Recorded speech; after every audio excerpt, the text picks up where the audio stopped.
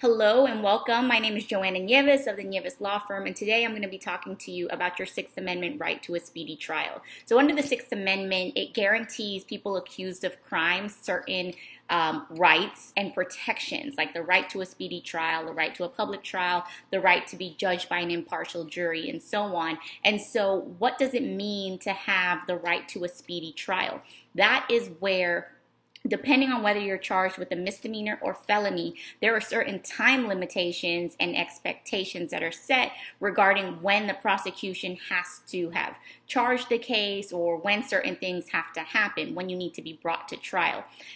So, for instance, in a misdemeanor case, when somebody is in custody, they must be brought to trial within 30 days of their plea or arraignment. So basically, when they're arraigned on the charges or when they enter their plea, whatever's the later date of that, they need to be brought to trial within 30 days of that. If they're out of custody, then the time limits are 45 days. So rather than 30, you have 45 days to be brought to trial. And if not, your speedy trial rights have been violated. And the remedy for a violation of that is that the case can be dismissed. For a felony case, you're entitled to a preliminary hearing in a felony case. So one of the time waivers and limitations associated with that is that you have the right to a preliminary hearing within 10 days, and that's 10 court days of your plea or your entry of plea or arraignment.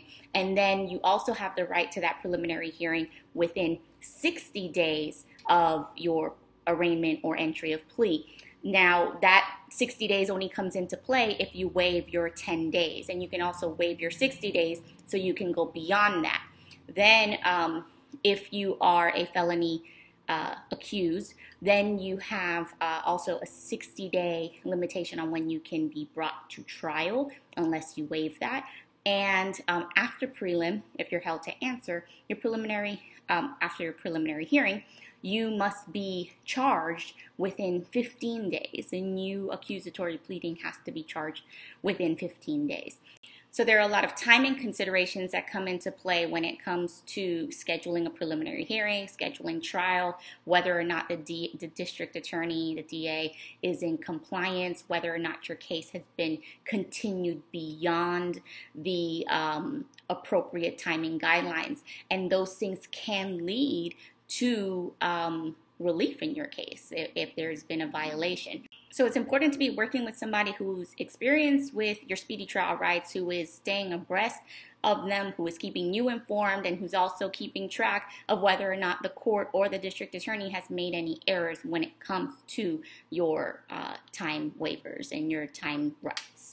If you think that your speedy trial right has been violated, if you think that, you just don't understand the concept or nobody's explained it to you, if you don't know what the procedural posture is of your case and what you should be expecting at this moment, whatever your question or concern is, please give our office a call. We are here to help, and we look forward to hearing from you. Thanks for tuning in.